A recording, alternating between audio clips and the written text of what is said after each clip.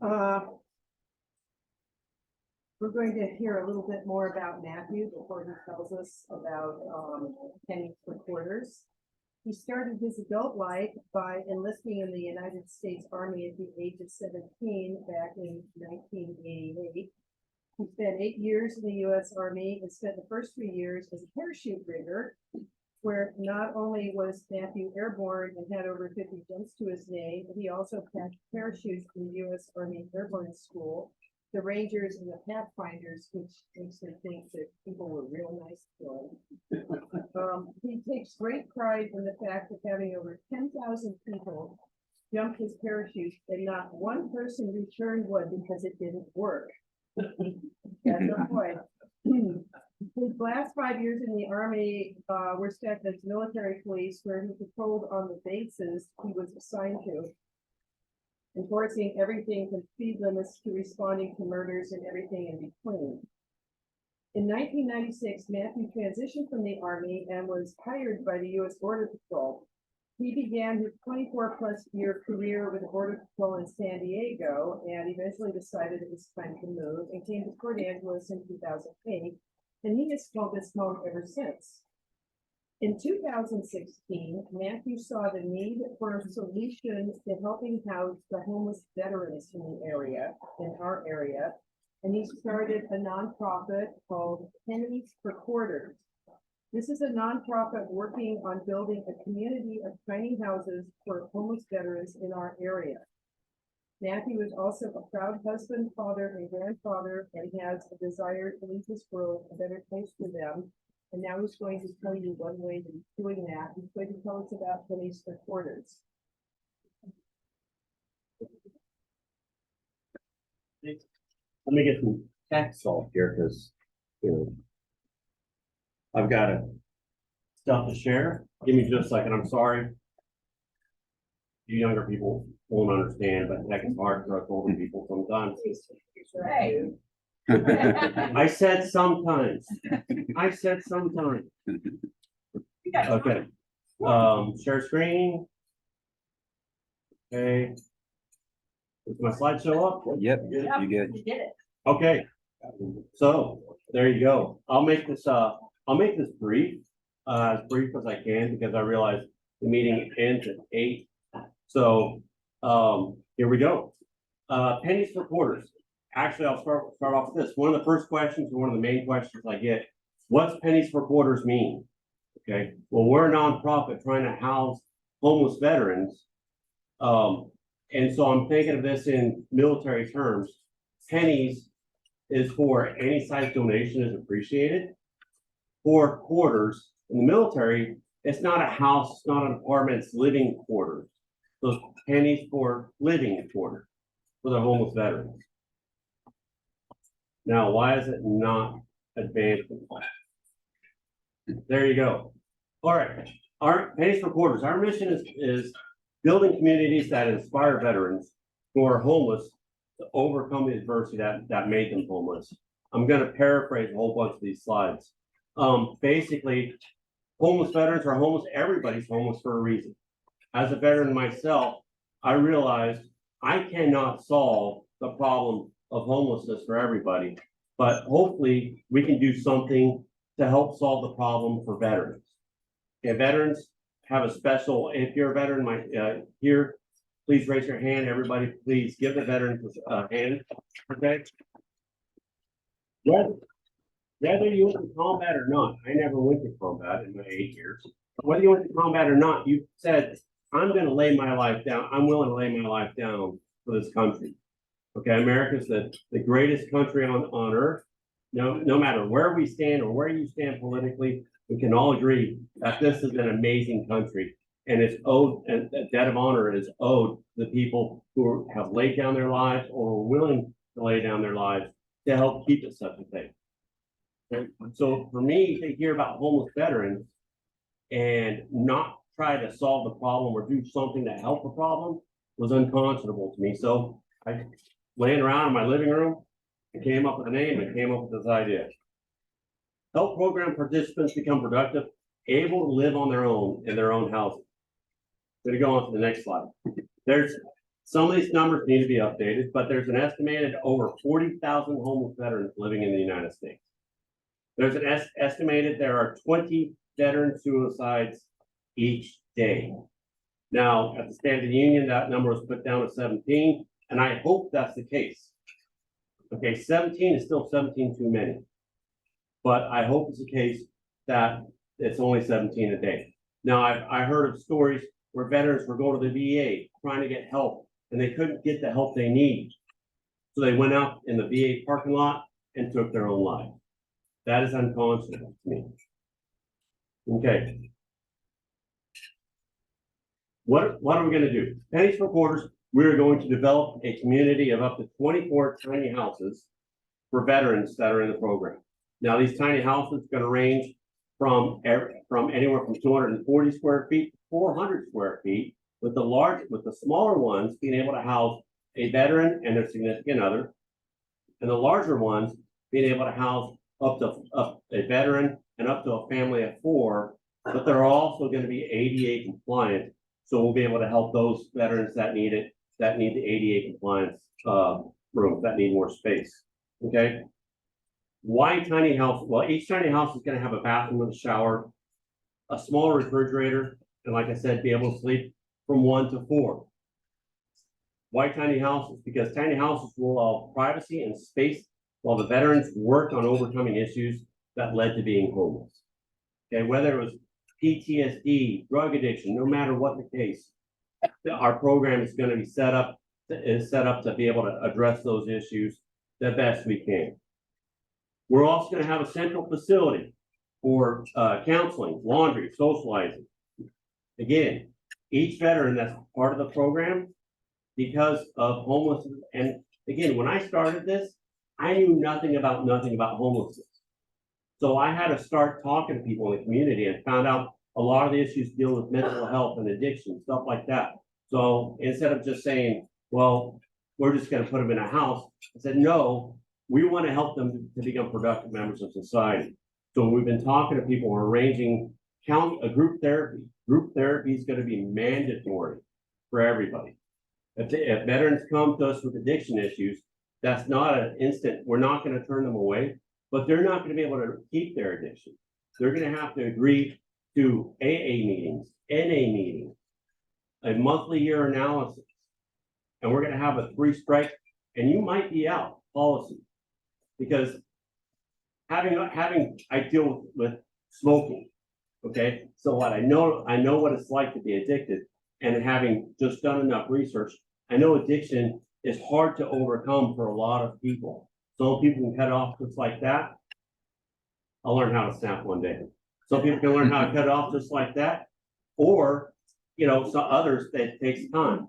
So if they have a 3 strikes, they fail 3-year analysis, the board's going to look at it and say, is this person taking us for a ride, or they have issues and they need additional help, and we'll address it appropriately. If they are taking us for a ride, we're going to find another housing situation for them. Okay.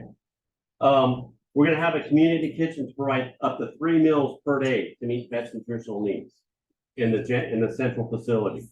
We're going to partner with local companies, organizations to help find jobs and job training and connect veterans with the services that they need. We're also going to have community gardens. I'm not a gardener. I didn't know, but come to find out, gardens are therapeutic. So we're going to have community gardens that also help cut down on food costs, stuff like that. Okay, this is our current board, and I'm trying to get through this really quick because I want to save some time for questions. There's myself, I'm the founder president. Vice president is my extremely better half, Debbie. Treasurer, Debbie Fuson, a lot of you know who she is in the community. She's treasurer for the orchestra for Port Angeles Business Association. Secretary is Stephanie Hyatt. She's a local attorney, a local person. Board member, Courtney Nestler. She handles our social media. Her company's name is Bright Light Solutions. And then board member David Silliman, he heads up our building committee. He owns a building, Simply Beautiful building here locally. When he expressed interest, I'm like, great, we're going to need that. So I was definitely happy to have him on the board. Okay, what you're looking at now is the plans. Okay, an overview of what the property is going to look like. I don't know how good it's coming across on the screen up there, but if you'll see, the central facility has the parking all around it. We're going to have maybe a basketball court, something like that, provide some exercise. The trail going around the property, that's so they can get some exercise, but also we plan on putting it like an exercise trail. So as the veterans get comfortable and they're able to, they can use it to get more exercise. You'll see that each of the tiny houses are designed in a quad. And they're going to be, we did that on purpose so that the people in that quad, there's going to be like a grill in the back. They can get together and socialize as they need to, but also if they need privacy because they're having issues with PTSD or whatever, they can just seek and get the privacy that they need in their little tiny house. Let me see. This is just a design, a sample of what the exterior and the interior is going to look like. If you'll see that the bedroom is there, you've got the bathroom. It's quite a big project. Okay. The program is designed to last 2 years with case-by-case exceptions. We figure with all the training, with all the help that we're going to give them, hopefully at the end of 2 years, they'll be able to move out and be able to handle their own living situation. If not, we'll find solutions for them, help in the community. Okay. Only veterans with honorable or general discharge are eligible upon proof of service. Dishonorable discharges are going to be screened and voted on by the board of directors on a case-by-case basis. Why is that? Okay, because if the VA has realized, okay, people have realized that there were veterans, there were people that were in service dealing with PTSD, and it was undiagnosed, and the PTSD led to behavior issues, which led to them getting a dishonorable discharge. And the VA itself is looking at those and seeing if they can be reclassified. If it's a situation like that, we're going to look at it and see like, all right, is this something the VA is going to reclassify? It may not be a quick solution, but we are going to look at it on a case-by-case basis. Okay, give me a second here. Each participant, go down to the bottom point, because that's important. Each participant is going to have a case manager to help them get along or set the goals, meet the goals. Okay, the case manager is going to be like the checks and balances for us. Okay, here's something else that's really important to me. All members must contribute to the community by volunteering, whether it's volunteering on the property or volunteering on another local nonprofit. That's a big deal. If this community is going to be giving them a lot, we expect them to give back to the community. Okay, all members will have to agree to codes of conduct. I've already gone over the group therapy. We're going to be reaching out to other veterans in the area to hopefully develop a mentorship. So a veteran hooking up with a veteran that's in the program, helping them along, touching base, checking in with them. Okay, it gives them some accountability, helps them in their progression to becoming self-sufficient and no longer homeless. Okay, a lot of you may know this, a lot of you may not. We own property about 7.5 acres. It's off of West Devaney. Okay, we've completed a pre-approval meeting with Palm County. Basically, a couple of years ago, we got with Palm County. This is what we want to do. Now we're at a point to where the plans for our community are about to be submitted to the hearing examiner for approval. The reason for that is because this is a big project, and the county has to be like, all right, yeah, you can bring all, because the whole bunch of different parcels that were together that we bought together, but trying to make it one big parcel of land. Okay, this I need to update. Negotiating with CRTC. CRTC is actually using a product called ACLT, which is Advanced Composite Laminate Timber. Basically, if you know what CLT is, this is about half the thickness, but they're putting carbon fiber rods in the walls to make it just as strong. They're actually starting to build our very first tiny house out of their project, out of their site in their warehouse Once it's completed, we're gonna have it available for tours, to help people see what it's like, and also for fundraising. A lot of people ask us, if you see the trailer out there by Priscilla's, is that the tiny house? No, that's like our mobile billboard. Okay, this is a picture of the area where we are, where our property is.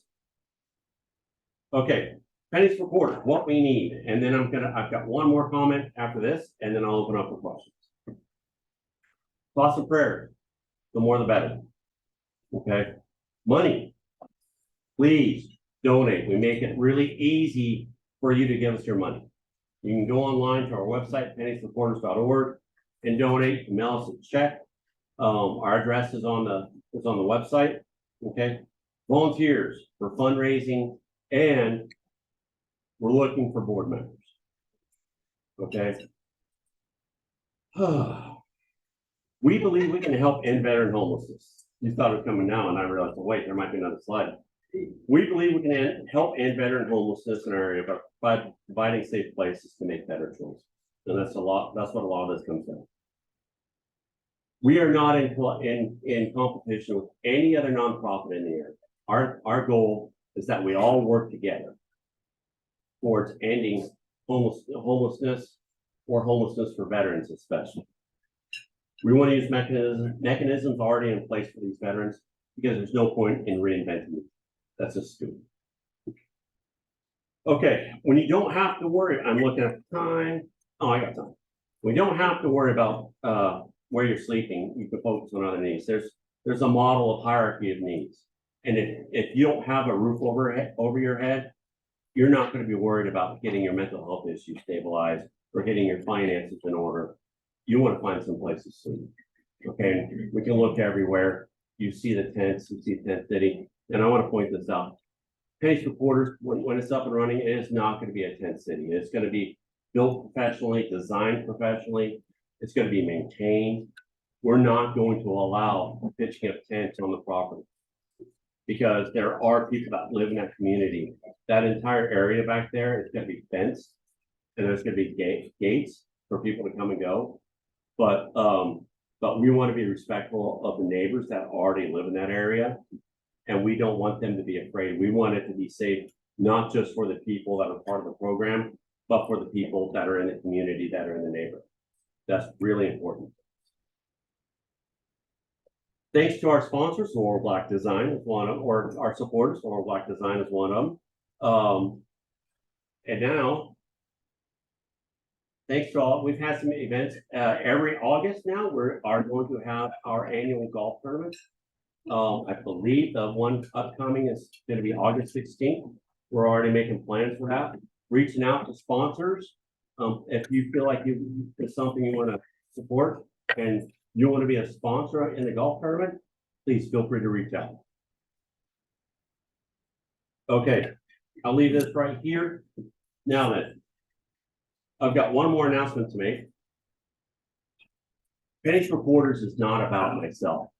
It's not about my board members. It's not about anything other than getting it up and running and helping the homeless veterans in the area. We are definitely going to be looking for new board members because for reasons that I'm not going to go into right now, my wife and I have had to make the decision that in June or July, we're moving to Tennessee. It's just like it was not an easy decision for us to make. And it's really emotional because for me, Pennies for Quarters was my baby. I saw a need and I started developing it, and I got a great team of people to pull up alongside me and help make it happen. But like I said, it's not about me. I'm already talking to somebody. Pennies for Quarters is going to continue moving forward. I've talked to my board. They're on board with it moving forward. I'm talking to other people about coming on board, veterans. I've got one person who can't name right now. That's going to be coming on board. He's a veteran and is willing to become the president of Pennies for Quarters. So the mission will move on. If anything that I've said has resounded in you, touched a nerve in you about Pennies for Quarters and its mission to house homeless veterans, and you want to support it, please continue to support it. But with that being said, I am open for questions. No questions, Laurel. Have a projected, opening year yet? I know that all of your plans got disrupted by COVID, like Yeah. with the rest of the world, and I know that had an effect on your projections about when this would be, showtime. Do you have any other projections about that now? You know, we bought the property in 2019 and we're like, okay, well then COVID hit. Surprise, 2 years later. But we're hoping this year, once the plans get submitted to the hearing examiner and everything gets approved, that opens us up for grants. If you're interested in doing grant writing, that'd be great. I know, Derek Kilmer passed or introduced, legislation to help programs specifically like ours. Hopefully the Congress will get off their butts and vote on that and pass it. Because that would be extremely beneficial. But yeah, I would like to break ground by the end of this year. It depends on, all things depend on donations and how much money, because it's going to cost roughly $1 million to get everything up and running. So once we get the hearing examiner approval, we plan on starting our capital campaign and moving forward. Yeah, another one. I'll come back if there's no other questions. I looked at the location. Is it close to reach for the residents to get into town or the shop, or do you have a transportation plan? We have a plan to get a van and provide transportation. That's gonna be part of it, yeah. Yes, sir. Where's the location again? It's out off of West Devaney or Devaney. There's debate on how it's pronounced. But it's off of Airport Road. I was interested to see that you're working with cross-family timber reinforcements, as you said, and it sounds like that means the stick building and you just put up panels. So I was wondering, that's a new type of construction. Is that something volunteers can help with? I mean, a lot of guys Yes. have a hammer, but Yeah. Well, it's once people are trained on how to build them. Okay, the CLT you could put up a tiny house in 4 days. Okay, and the material is so strong. Okay, it's like because, and that's one of the factors that we took into consideration is the maintenance of the building. People are going to have issues. They are going to have episodes, and we didn't want to have to go in and repair drywall, stuff like that. This is just going to be CLT walls on the inside, and very low maintenance, very little damage. They would have to, if somebody's having an episode, they would probably break their hand before they hurt the wall. Exactly. Any other questions? Jim? So Matthew, $1 million to get up and running seems pretty doable. Yeah, it does. Pretty small, but what's your estimate for annual operating costs? We are working that out right now. I don't know. And my apologies for that. That's something as we've been progressing, coming up with the plans and the designs, and adding new board members. That's something that we're working on. I'll let you know. We'll put that out. It's not going to be cheap. It's not going to be cheap. I can tell you that. That's why we're going to have ongoing missions, especially with providing 3 meals a day with the commercial kitchen. But then again, the people that are part of the program, we can allow that to develop, job skills working in a kitchen. You know what else? Yeah, back to the CLT thing. If you get some of your clients to help with that, that's a job as well. With a new type of material that could hopefully demonstrated the ability out in the industries and do good jobs. Yeah, and that's already been one of the benefits of this with partnership with CRTC is, there are programs already looking at other avenues of where the tiny houses designed like ours can be built. Okay, it is 7:56. If there are any other questions, Good job. Yeah, you ran a tight ship.